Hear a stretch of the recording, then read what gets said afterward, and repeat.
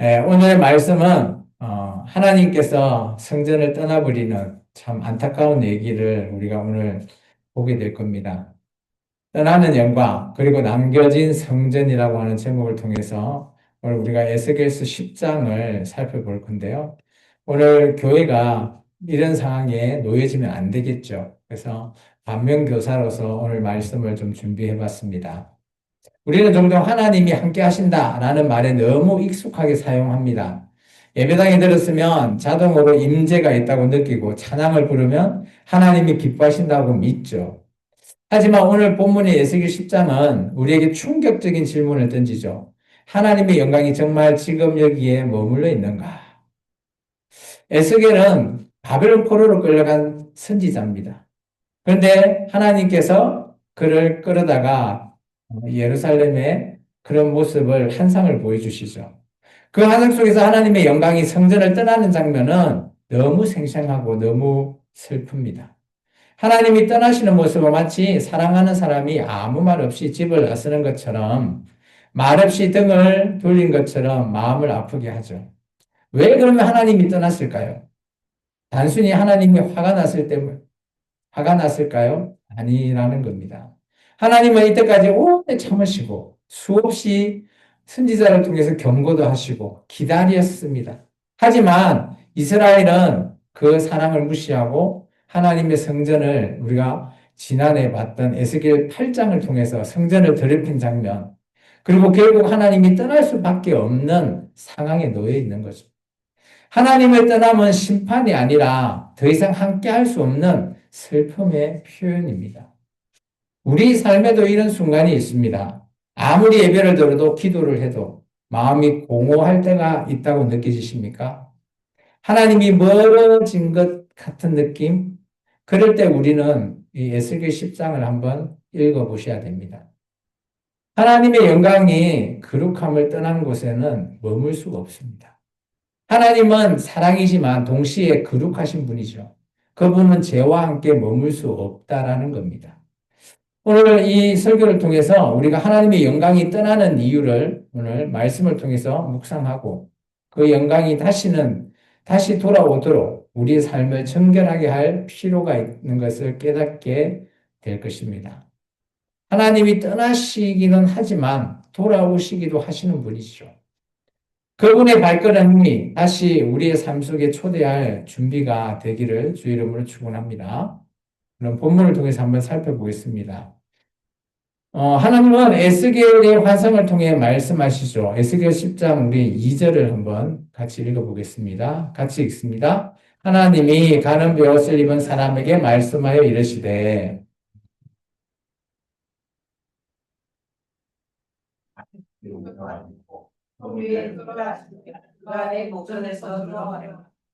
여기서 불은 단순한 불이 아니죠. 하나님의 심판, 즉 정화의 불입니다. 하나님은 더 이상 침묵하지 않으시죠. 죄로 가득 찬 성읍을 향해 불을 던지시죠. 예수님도 그러죠. 예수님이 이 땅에 뭐로 오셨다고요? 금으로, 불로, 화로 오셨다는 거죠. 왜 그럴까요? 하나님의 영광이 머물 수 없기 때문이죠. 죄악이 가득한 세상. 성전은 원래 하나님의 임재가 머무는 거룩한 장소죠. 하지만 이스라엘 백성은 그 거룩함을 잊었습니다. 우상이 성전에 있고요. 또 형식적으로 하나님께 제사, 예배를 드리고 있지만 그게 형식적이라는 겁니다. 마음은 하나님과 멀어져 있습니다. 하나님은 그들의 외식적인 신앙을 더 이상 참아볼 수가 없었습니다. 그래서 하나님의 영광이 떠나는 것이죠. 우리 삶에도 이런 순간이 있습니다. 예배를 드리지만 마음이 딴 곳에 가 있다면, 마음밭이 콩밭에 가 있다면, 콩을 심었는데 비 오면 어떻게 하지? 기도는 하지만 습관처럼 그냥 늘 하는 기도. 하나님은 마음을 원하시는데 우리는 껍데기만 드릴 때가 많죠. 그럴 때 하나님은 말씀하십니다. 이사야서 말씀을 통해서 오늘 한번 볼까요? 주께서 이르시되 이 백성이 입으로는 나를 가까이하며 입술로는 나를 공격하나 읽으세요? 아, 제가 넘겨버렸네. 아, 죄송합니다. 아, 그러네요. 멀리 떠났나니 그들이 나를 경외함은 사람의 계명으로 가르침을 받았을 뿐이라. 그죠? 하나님은 진심을 원하죠. 그죠? 거룩함을 원하십니다. 여기서 거룩은 우리가 거룩해져서 거룩한 게 아니라 교만한 일은 거룩이 아닙니다. 하나님의 영광이 떠나는 이유는 단순한 분노는 아니죠. 사랑의 표현입니다. 부모가 자녀를 사랑하기 때문에 자녀가 잘못되면 그저 옛날에는 부직갱이로 때렸다라고 하더라고요. 어쨌든 그것 또한 사랑의 표현입니다. 부직갱이 맞죠? 더 이상 함께할 수 없다는 슬픔의 표시입니다. 부모가 자녀를 잘못 보고 그냥 그래 잘했다 냅두면 그 자녀가 어떻게 될까요? 뻔히 보이잖아요. 하나님도 마찬가지십니다. 그렇게 부직갱이를 드는 이유는 회복의 기회를 주시겠다라는 것이죠. 우리가 지지난주에 봤죠? 에스겔서 8장을 통해서 성전 안에 우상들로 가득한 모습을 봤습니다. 에스겔서 8장 16절입니다. 같이 한번 읽어볼까요? 그가 또 나를 데리고 여호와의 성전 안뜰에 들어가시니라. 보라, 여호와의 성전 문 곧 현관과 제단 사이에서 약 25명이 여호와의 성전을 등지고 낯을 동쪽으로 향하여 동쪽 태양에게 예배하더라. 하나님 성전에서 오늘 우상을 숭배하는 모습. 하나님은 그 모습을 보고 마음이 아마 찢어졌을 겁니다. 결국은 에스겔서 10장의 영광이 떠나는 결정적인 원인은 바로 에스겔서 8장에 있습니다. 8장에 이것뿐만 아니라 더 많이 있습니다. 질투의 우상도 있고 뭐 여러 가지 있어요. 그거 한번 우리가 했었어요. 한번 다 기억이 안 나시면 읽어보시고요. 우리가 기억해야 할 것은 이것입니다. 하나님이 떠나시기 전에 수없이 우리에게 경고하시죠. 물론 이스라엘 민족에게 이거는 경고하고 있지만 지금 우리의 경우는 우리 각자에게도 경고하십니다. 수없이 하나님은 기다려 주시죠. 수없이 하나님은 우리에게 기회를 주십니다. 하지만 모든 것들이 하나님의 뜻대로 안 되고 내 뜻대로 살기로 하나님을 무시할 때 하나님은 결국 어쩐다고요? 떠나십니다. 그리고 그 떠남은 우리에게 돌아오라는 마지막의 메시지죠. 에스겔의 환상 속에서 놀라운 장면이 목격됩니다. 오늘 보시면 하나님이 그냥 혼자 떠나시는 게 아니라 하나님과 함께 했던 그룹, 그죠? 그리고 바퀴들이 함께 움직이고 그 위에 하나님의 영광이 좌정하고 계시는 겁니다. 이 모습은 단순한 상징이 아니라 하나님은 살아 계시고 움직이는 분이시다는 것을 우리에게 보여주는 상징적인 모습입니다. 우리는 하나님 하면 막 하나님 뿅 여기서 뿅 산신령처럼 나타나는 것처럼 그렇게 생각하시는데 그저 뿅뿅 나타나시는 건 아닙니다. 하나님은 고정된 틀에 갇혀 있지 않으시죠. 성전 안에 그렇다고 성전이 하나님이 자정하시는 곳이지만 그곳에만 머무시는 하나님은 아니세요. 천지 만물이 다 하나님이실 건데 하나님이 그 좁은 성전에 그것도 지성소 안에 그대로 틀에 박혀 있다고요? 말이 안 됩니다. 거룩함을 따라 움직이시는 하나님은 어디든지 가실 수 있는 거죠. 에스겔 10장 우리 13절과 14절 한번 읽어볼까요? 내가 들으니 그 바퀴들을 도는 것이라 부르며 그룹들에게는 각기 네 면이 있는데 첫째 면의 그룹은 얼굴이요 둘째 면은 사람의 얼굴이요 셋째는 사자의 얼굴이요 넷째는 독수리의 얼굴이었더라. 좀 몬스터 같죠? 이 부분을 떠오르면 각자 면별로 얼굴이 있습니다. 몬스터죠. 우리 요즘식으로 따지면 괴물과 같은 거죠. 어쨌든 간에 이런 부분은 하나님의 임재가 얼마나 역동적이고 하나님은 전지전능하시고 어디든지 움직일 수 있다는 걸 우리에게 보여주는 상징적인 같은 것 같습니다. 하나님은 제한이 없으시죠. 무제한이십니다. 하나님은 어디 우리가 있는 곳이든 우리가 없던 곳이든 어디든지 우리가 하나님 앞에 기도할 때 부를 때 하나님께서도 우리의 기도를 다 들으실 수 있는 전지전능하신 분을 바로 그분이 하나님이시라는 겁니다. 오늘 우리에게는 이런 부분은 큰 위로가 되죠. 때로는 우리는 하나님이 나를 떠났다라고 느낄 때가 있죠. 일이 안 풀리거나 뭐 할 때, 기도해도 응답이 없고, 예배를 들어도 마음이, 그죠, 메마르 있거나, 우리는 하나님이 멀리 계신 거 아니냐, 이렇게 우리는 느낄 수가 있죠. 하지만, 하나님은 그렇지 않다라고 오늘 얘기하고 계십니다. 오늘 시편 말씀입니다. 같이 한번 읽어볼까요? 7절에서 9절입니다. 내가 주의 영을 떠나 어디로 가며 주의 앞에서 어디로 피하리이까? 내가 하늘에 올라갈지라도 거기 계시며 서울에 내 자리를 펼지라도 거기 계시나이다. 내가 새벽 날개를 치며 바다 끝에 가서 거주하였지라도 라고 되어 있죠. 하나님은 어디든지 어떤 곳이든지 하나님의 임재는 함께 할 수 있다라는 겁니다. 또한 요한복음에서 예수님은 이렇게 말씀하시죠. 요한복음 14장입니다. 같이 읽을까요? 예수께서 대답하여 이르시되 사람이 나를 사랑하면 내 말을 지키리니 내 아버지께서 그를 사랑하실 것이요 우리가 그에게 가서 거처를 그와 함께 이 거처라는 곳이 어디인가요? 단순 그냥 상징적인 걸까요? 아니죠. 이 부분은 나중에 우리가 갈 그런 물리적인 공간입니다. 하나님께서 함께 할 그 거처, 그곳에 우리가 언젠가는 가게 된다는 거죠. 하나님은 움직이시는 분이시만 동시에 머물러 계시는 분이죠. 뭐 바울과 삼층천에서 뭐 봤다, 뭐 이렇게 하듯이 그런 모든 하늘이라고 하는 그런 곳. 우리는 하나님을 사랑하고 말씀을 지킬 때 하나님은 우리의 삶에 거처를 정하고 함께 하십니다. 또 이런 표현이 있죠. 하나님은 또 우리의 마음에 자정해 계신다. 이런 표현도 있습니다. 에스겔이 보한 이 바퀴와 그룹의 움직임은 단순한 신비스럽다? 뭐 이런 측면을 우리가 볼 게 아니라 그것은 하나님이 우리 삶 속에 함께 하시려고 하는 하나님이 살아계신다라고 하는 것을 보여주는 결정적인 증거입니다. 하나님은 멀리 계시는 분이 아니라 움직이시고 언제든지 우리와 함께 하시고 우리 마음판에도 함께 자정하실 분, 그런 분이 하나님이시라는 것을 오늘 에스겔 10장에서 보여주고 있는 거죠. 따라서 오늘 우리는 기억해야 됩니다. 하나님은 언제나, 그죠? 어디서나 다 계신다. 그죠? 그런 하나님을 우리가 하나님 향해 기도할 때, 하나님을 향해 우리가 영광을 드릴 때 하나님이 드리는 이 예배, 하나님이 받으신다라는 겁니다.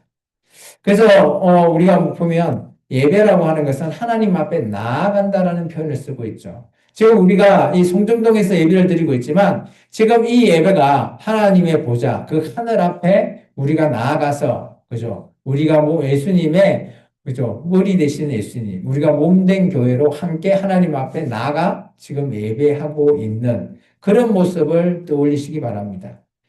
또한 에스겔서를 보면 또 이런 부분이 있죠. 에스겔서 마침내 하나님의 그런 모습이 언제나 성전에 있을 거라 생각했지만 하나님이 떠나버리시는 장면. 참 에스겔 선지자 입장에서도 좀 놀라운 그런 장면이었을 겁니다. 에스겔서 10장 18절이죠. 같이 읽습니다. 여호와의 영광이 성전 문지방을 떠나서 그릇들 위에 머물렀다. 이 말은 이제 하나님의 영광이 성전을 떠나겠다라는 것이죠. 어디로 갈까요? 바로 바벨론으로 가게 됩니다. 그래서 이동, 그냥 순간이동이 아니라 하나님이 더 이상 이곳 예루살렘에 머물 이유가 없다라고 선포하시는 거죠. 그러면 이곳은 하나님의 거룩한 곳이 아니라는 겁니다. 따라서 남유다가 멸망하게 되는 것이죠. 따라서 오늘 우리가 드리지는 이 예배로 또한 하나님께서 함께 하신다면 우리는 이곳이 망하지 않죠. 근데 오늘 우리가 드리는 이곳에 하나님의 영광이 없다면 이곳 또한 그저 아무런 의미가 없게 되죠. 소멸하게 될 것입니다. 하나님의 임재가 떠나는 성전은 껍데기만 남아있는 건물뿐이죠. 이 장면을 마치 사랑하는 사람이 뭐 이런 표현을 하기는 좀 애매하지만 마음이 식어서 떠나는 모습과 비슷하죠. 사랑할 때는 막 같이 좋아서 했다가 순간 이제 마음이 식어버리면 아무 말 없이 그냥 짐 싸들고 문을 열고 등을 돌려서 그냥 떠나버리는 참 그런, 그죠? 장면과 어떻게 보면 비슷합니다. 우리는 하나님의 복제분이니까 그럴 수 있는 것 같죠. 하나님이 떠나는 순간 이 이스라엘이라고 하는 나라 남유다는 무너졌습니다. 하나님의 임재를, 그죠? 그들이 제대로 받아들이지 않았기 때문이죠. 우리의 삶에도 이런 순간은 있습니다. 하나님이 멀리 멀리 가 있다. 하나님이 나와 함께 하지 않는다. 예배를 드리지만 감동이 없다. 기도하지만 응답이 없는, 그렇다고 말씀을 봐도 참 은혜가 되지 않을 때, 혹시 하나님이 나를 버리셨나? 하나님은 그러실 분이 전혀 아닌데, 그것은 우리의 생각이죠. 하나님은 거룩함을 떠나는 곳에 머물지 않습니다. 죄가 가득한 곳, 회개하지 않는 곳, 형식적인 신앙생활을 할 때 하나님께서는 아마 떠날 수도 있다라고 저는 보여집니다. 이사야서 59장 2절입니다. 같이 한번 읽어볼까요? 오직 너희 죄악이 너희와 너희 하나님 사이를 갈라놓고 너희 죄가 그의 얼굴을 가리었어 너희에게서 듣지 그죠? 죄가 우리를 갈라놨다라는 거죠. 이사야서에 죄송합니다. 계속 넘어가 버리네. 네. 죄가 우리를 갈라놨다라는 표현을 하고 있습니다.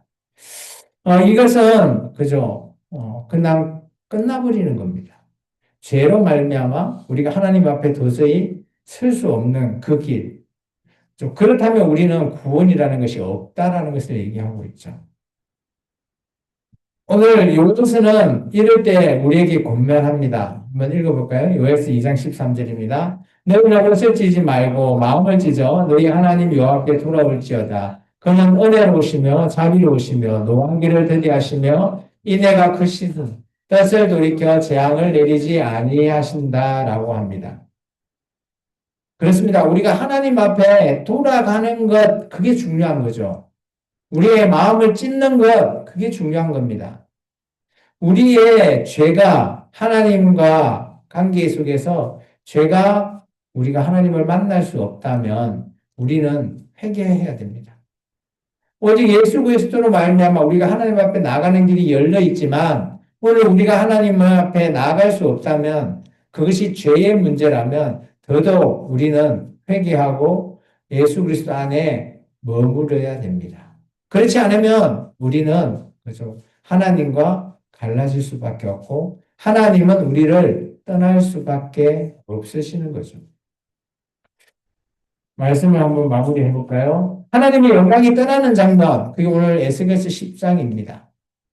우리의 삶 속에서도 이런 부분이 반복될 수가 있습니다. 하나님은 거룩하지만 오늘 그죠? 우리의 생각으로 하나님이 나와 함께 하시나? 이런 생각을 우리가 들면 안 되죠. 우리는 뭐 그럴 수는 있습니다. 우리의 삶과 우리의 일로 말미암아 하나님을에게 드려야 될 우리의 시간이 짧고 미안하고 그죠? 그럴 수는 있죠. 그렇지만 우리의 마음은 언제나 한결같이 하나님 앞에 초점을 맞춰야 된다라는 겁니다. 오늘 이스라엘 민족이 왜 하나님이 떠났을까요? 그것은 하나님의 말씀을 들으려고 하지 않고 하나님을 외면해버리고 하나님 외에 다른 신을 섬겼다는 것이죠. 우리는 왜 하나님 응답하지 않으세요에 주목할 게 아니라 우리가 과연 하나님과 함께 하나님 안에 거하고 있는지를 우리가 먼저 생각해 봐야 되는 겁니다. 우리는 언제나 기도가 응답이 없고 고난으로 힘들어할 때 하나님이 과연 나와 함께 하실까? 이런 생각을 먼저 하시죠. 하나님 왜 안 도와주세요? 라고 그죠? 풋눈물 하고만 있지 않으십니까? 하나님은 절대 우리를 떠나시는 않는 분이시죠. 그런데 오늘 에스겔 10장을 통해서 보면 하나님도 우리가 하나님을 외면하고 하나님의 뜻대로 살아가지 않으면 하나님은 우리를 떠날 수 있다라고 하는 그 가능성을 보여주고 있습니다. 하나님은 우리의 마음을 열고 삶을 청결하게 하고 진심으로 하나님을 찾을 때 하나님께서 함께 하신다라는 사실. 근데 지금 우리가 성령 충만함으로 언제나 살아가는 것, 그것이 하나님과 영원히 함께 하시는 그 길입니다. 오늘 우리가 하나님을 문 앞에 그냥 세워만 놓고, 그죠? 하나님이 들어오시기를 그냥 기다리고만 있지, 우리의 문을 열어주지 않는다면 하나님은 들어오실 수 없는 그런 상황이죠. 우리의 마음을 열고 하나님 앞을 영접하시기 바랍니다.